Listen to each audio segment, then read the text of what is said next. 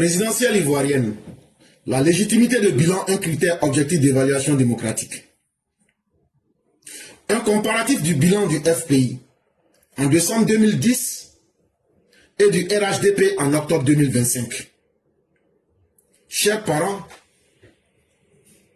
pour savoir si un parti politique a été utile au peuple ou pas, surtout des partis qui ont déjà dirigé, la meilleure manière de savoir qui a été utile, c'est de comparer le bilan. C'est le bilan qui va légitimer les actions de ce parti. Et ça, à partir de ces actions-là, on va aussi mesurer les critères de notre démocratie. Un comparatif du bilan. Revendiquer la victoire électorale avec un bilan gouvernemental catastrophique en matière de développement économique et de redistribution sociale relève de l'imposture et de la tricherie politique. Les partis comme le PPACI, tellement ils ont échoué, ils ont transformé leur nom, sinon c'était le FPI et c'est toujours le même FPI, pour cacher leur incompétence et pour ne pas rendre compte aux Ivoiriens, pour leur dire, vraiment on a été catastrophique, on n'a pas pu faire quoi que ce soit pour vous, les Ivoiriens. Comme ils ne peuvent pas accepter ce bilan-là, qu'est-ce qu'ils disent? Ils cachent leurs lacunes, ils changent de nom, comme des caméléons pour vous tromper. Mais c'est ça qu'on appelle l'imposture. C'est ça qu'on appelle la tricherie politique. Parce que qu'est-ce qu'ils sont en train de cacher? Ils sont en train de cacher le fait qu'ils n'ont pas pu créer des richesses et qu'ils n'ont pas été capables de distribuer quoi que ce soit pour les Ivoiriens. Mais ils ont été des gens qui ont plutôt créé du malheur pour les Ivoiriens. Et c'est ce malheur qu'ils ont produit là. Ils ont honte et ils ne veulent pas que les Ivoiriens s'en souviennent. C'est pourquoi ils ont changé de nom. C'est pourquoi ils ne veulent pas assumer leur bilan. Mais ils veulent toujours que vous les considériez comme des politiciens. Est-ce que quelqu'un qui est un imposteur et un tricheur politique mérite le respect des Ivoiriens? Je dirais que la réponse est non. Réciproquement, prétendre ou revendiquer la victoire électorale avec un bilan positif en matière de développement économique et de redistribution sociale relève de la véracité et de la sincérité politique. Contrairement à eux, les gens du PPACI, un parti comme le RHDP, un parti qui dit avant les campagnes là, voilà ce qu'on a fait en 15 ans, entre 2011 et 2025. Allez voir ce qu'on a fait. Et on dit à quiconque, si vous trouvez un seul point que vous pouvez contester, venez, on va mettre ça en public. En plus de cela, ce parti produit un autre document qui est un livre de projet de société pour les 5 années à venir. C'est ce qu'on appelle la véracité. Ça veut dire ce que nous faisons là, on peut voir et on peut toucher. C'est pas film. Le développement économique est là. La redistribution est faite. Selon le travail que tu fais, aujourd'hui tous les travailleurs en Côte d'Ivoire sont contents. Tous ceux que vous voyez qui ne sont pas contents en Côte d'Ivoire, ce sont les paresseux. C'est ceux qui pensent que l'argent là, eux, ils vont supporter un politicien, on va prendre l'argent des Ivoiriens pour mettre ça dans leur poche là. C'est eux qui ne sont pas contents. À quelques jours de l'échéance de la présidentielle d'octobre 2025 en Côte d'Ivoire, les médias internationaux et les médias locaux partisans glosent à loisir et à juste raison sur le bilan du gouvernement RHDP, le parti au pouvoir en Côte d'Ivoire. Comment des gens qui sont des vauriens, des médiocres, aujourd'hui quand tu les regardes avec leurs relais internationaux et avec leurs soi-disant analystes ou bien jacasseurs publics, c'est eux qui veulent avoir quelque chose à redire sur le bilan du RHDP. Nous serions d'accord si vous-même vous étiez capable de faire d'abord votre bilan et de dire voilà ce que vous avez fait que le RHDP a été incapable de faire ou d'améliorer. Mais eux-mêmes ils vous disent Nous, on ne vaut rien. Hein. Nous, on ne vaut rien partout. Hein. Mais laissez-nous, on va vous saboter. Ça s'appelle simplement de la malédiction. Et chers Ivoiriens, ne confiez plus vos vies à la malédiction. Car conformément au principe démocratique de reddition des comptes, le bilan gouvernemental en matière de croissance économique et de redistribution des produits de la croissance détermine la légitimité ou l'illégitimité d'un parti dans l'exercice du pouvoir. En démocratie, là, être capable de venir dire aux gens la confiance que vous avez placée en nous en tant que parti politique, voilà ce qu'on a pu faire. Voilà notre bilan. Voilà ce qu'on a fait qui est bien. Voilà comment on a aidé les gens à améliorer leurs conditions de vie. C'est ça qui fait la légitimité de ton parti politique. C'est ça qui fait que légitimité là, ça veut dire, c'est ça qui fait que les gens peuvent te faire confiance pour dire, ah quand ils étaient là, eux ils faisaient ça et ils ont bien fait ça là. Ah quand ils étaient là, on voyait avec quel travail ils ont fait.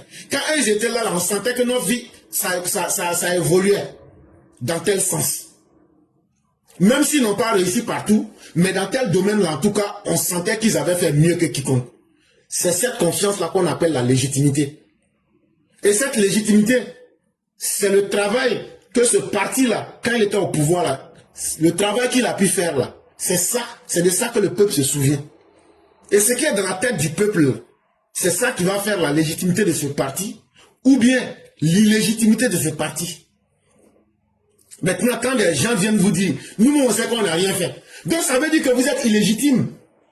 Donc, vous vous disqualifiez par votre incompétence du débat démocratique.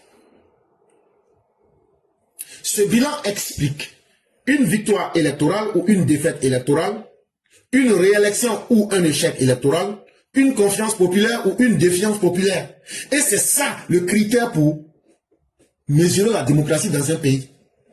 La confiance que le peuple a dans ses différents partis politiques, à partir du travail que chacun de ces partis politiques a fait. C'est concret, on ne peut pas cacher, on ne peut pas mentir. La confiance ne naît pas à partir de la bouche. La confiance naît à partir des actes. Et donc, c'est ce qui va permettre au peuple, sur la base de ce qu'il voit et de la confiance qu'elle a, c'est ce qui va permettre au peuple de vous accorder une victoire électorale ou même de vous sanctionner pour vous coller une défaite électorale. Ou bien, dans d'autres termes, vous pourrez, si vous étiez déjà au pouvoir, le peuple va vous réélire, vous élire à nouveau, ou bien vous allez connaître un échec électoral si vous étiez au pouvoir comme le PPACI-FP en 2010. Parce qu'on ne peut pas ruser avec la confiance du peuple. Positif ou négatif, en ces deux dimensions fondamentales, le développement économique et la redistribution équitable des produits de la croissance, le gouvernement et son bilan impactent directement les conditions de vie du peuple et conditionnent ses choix électoraux. Parce que le peuple n'est pas bête. Tu peux dire tout ce que tu veux. Tu peux crier comme tu veux. Mais si ta politique là, ça n'a pas donné aux gens à manger, ça n'a pas permis aux gens d'envoyer leurs enfants à l'école, ça n'a pas permis de me soigner, ton bilan là, il est négatif. Et donc là, même si tu dis que tu es le soi-disant fils du pays, alors que tu es un maraca caché, qui veut se faire passer pour plus bêté que les bêtés, on va te dire que tu vaux rien. Et quand tu vaux rien là, c'est pas l'amour qu'on a pour toi là qu'on va manger. Donc tu vas partir avec ta honte, en disant aux gens, je m'en vais, hein, je vais quitter politique. Mon frère, il faut partir. Tu n'as jamais été utile aux Ivoiriens. Mon frère, de la manière que tu es venu là, c'est comme ça que tu t'en vas. Tu es venu avec rien. Tu n'as rien fait, tu t'en vas avec rien. On s'en fout de toi. Faut pas nous dire que tu t'en vas. Parce que ton je m'en vais là, ton je s'en va là, ça ne nous intéresse pas. Parce que quand tu étais là, tu n'as rien fait. Tout ce que tu sais faire là, c'est woba woba, le chien aboie, la caravane passe. C'est ça que tu sais faire. Donc là, si tu veux, il faut prendre retraite. Si tu veux, il ne faut pas prendre retraite. Nous là, on s'en fout de toi avec ta retraite. Parce que faire de la politique là, c'est un homme qui est capable, un vrai garçon là, qui vient là, et puis il rend un bilan. Et puis il dit aux Ivoiriens, voilà ce que j'ai fait. Voilà le produit de la croissance. Voilà la richesse que j'ai produite. Voilà le développement économique que j'ai mis dans le pays. Et voilà la redistribution équitable que j'ai fait. Et ça, on n'a pas besoin de publicité. Allez demander ce que Ouattara a fait pour les paysans. Allez demander pour les fonctionnaires. Allez demander pour tous ceux qui sont en Côte d'Ivoire aujourd'hui. Sans oublier l'impact de la paix. Ça là, on peut ne pas aimer Ouattara. Mais si je sens que j'ai mon bonheur avec lui là, je m'en vais le voter bien et puis je continue. Selon qu'il soit positif ou négatif, cet indice d'évaluation démocratique montre que le parti au pouvoir aura durant sa gouvernance réussi à tenir totalement ou en partie les promesses électorales, à satisfaire ou à décevoir les demandes et les attentes des populations, à améliorer leurs conditions matérielles de vie, à respecter leurs droits fondamentaux, à répondre à leurs besoins de bien-être, de sécurité, de justice, de paix. C'est quoi un parti politique qui, s'il prend la tête du pays, s'il n'arrive pas à assurer la paix, si ce parti n'arrive pas à créer les conditions de justice, si ce parti n'arrive pas à créer la sécurité, si ce parti n'arrive pas à créer le bien-être des populations, si ce parti n'arrive pas à répondre aux besoins des populations, c'est sur quel critère vous allez juger ce parti? Si ce n'est autre que le critère de la médiocrité.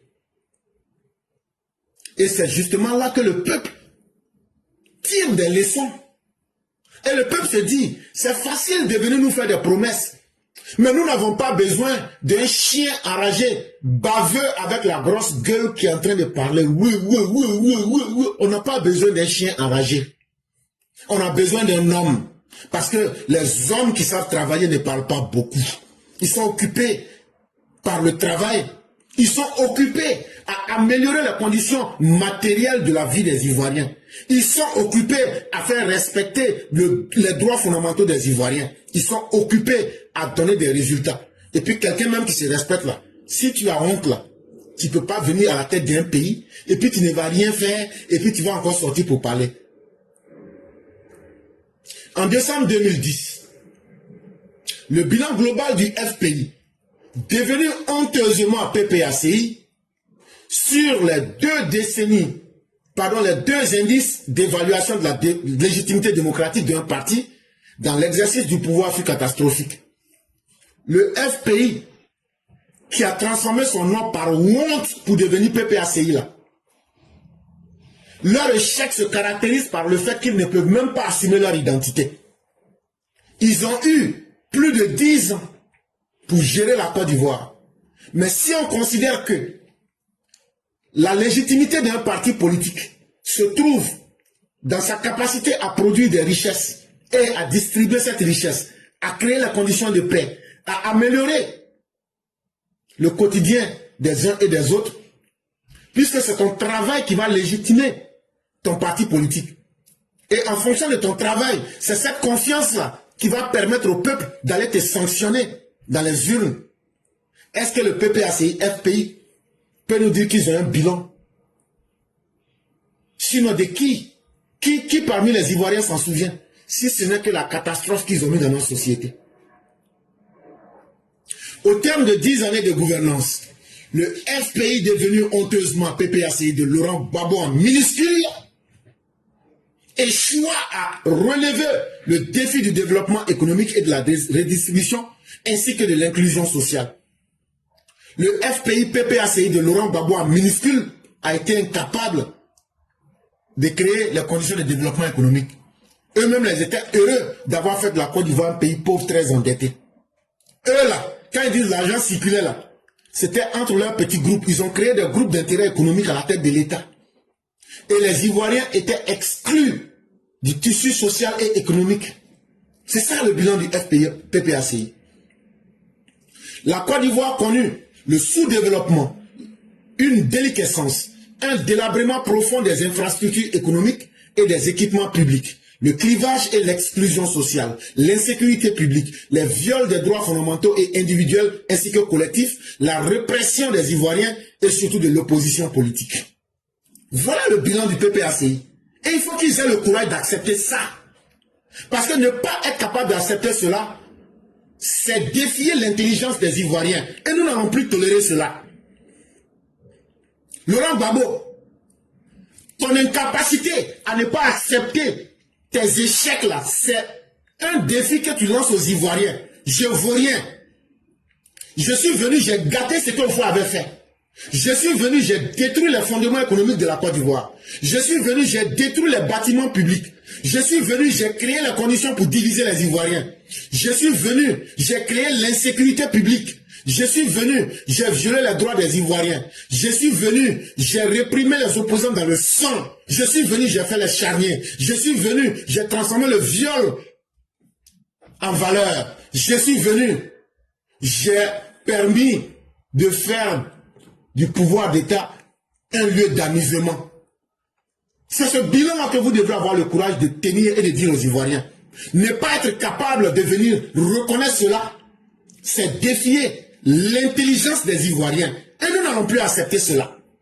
On ne va plus discuter avec vous tant que vous n'allez pas reconnaître que vous aviez été un malheur pour les Ivoiriens. Mais lorsqu'on prend le RHDP, parce que ce n'est pas tout le monde qui peut travailler. C'est trop facile de laisser des paresseux venir se moquer du travail des travailleurs. Parce qu'eux, ils ont été incapables. Donc pour cela, on ne doit plus respecter ceux qui doivent travailler. Non, non, non, on ne permettra pas cela. Et donc, comparativement, le bilan du RHDP en octobre 2025 serait marqué, comme tendent à le montrer, les évaluations des agences internationales de notation, les analyses des médias internationaux, par un succès économique patent en matière d'investissement et de croissance, d'amélioration des conditions de vie des populations, de sécurité publique, de stabilité politique, mais aussi par un échec relatif en matière de redistribution des produits de la croissance. Ah oui, il faut dire la vérité. Le RHDP a réussi. On a pu mettre la paix.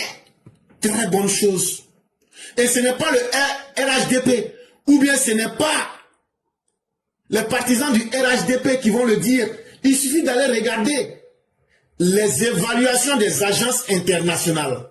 Il suffit d'aller regarder les analyses des médias internationaux. Vous voyez un succès économique. Vous voyez les grands investissements qui ont été faits. Vous voyez que la condition des Ivoiriens s'est beaucoup améliorée. En matière de sécurité et de stabilité politique, tout va mieux. Et le RHDP va continuer à faire un effort dans la redistribution des produits de la croissance. C'est ce qu'on appelle un gouvernement responsable qui d'abord rend compte au peuple et ce qu'il dit, on voit ça et le peuple se fait une idée. C'est différent de la médiocrité. Sous la perspective de la légitimité de bilan, l'échec politique et la défaite électorale du FPI devenu honteusement PPACI de Laurent Gbagbo en minuscule en décembre 2010 s'expliquerait logiquement et objectivement par ses contre-performances en matière d'économie, de redistribution sociale, d'inclusion sociale et de respect des droits fondamentaux des Ivoiriens comme l'exige la démocratie. Dans la démocratie, là, si tu viens que tu ne respectes pas le droit des autres, c'est pas à toi de venir en 2025 pour dire que toi tu vas venir lutter pour tes droits. Et vous là, vos droits là ne sont pas plus importants que pour les Ivoiriens que vous étiez en train de mater hier, quand vous étiez au pouvoir.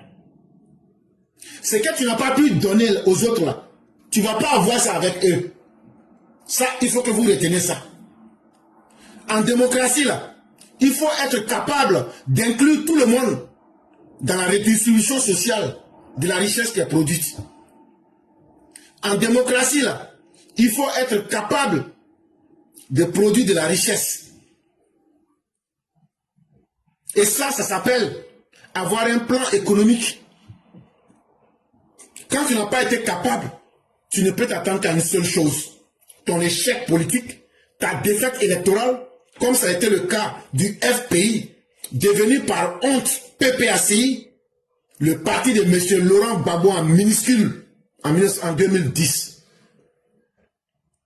Si tu vois aussi que le peuple t'aime aussi, comme en octobre 2025, et que le peuple va t'accorder une victoire électorale, comme dans le cas d'Alassane Ouattara en 2025, cela s'explique logiquement et objectivement par le succès économique, par aussi l'amélioration des conditions de vie des populations, par le fait que les Ivoiriens se sentent plus en sécurité, par le fait que les Ivoiriens ressentent les effets de la stabilité politique.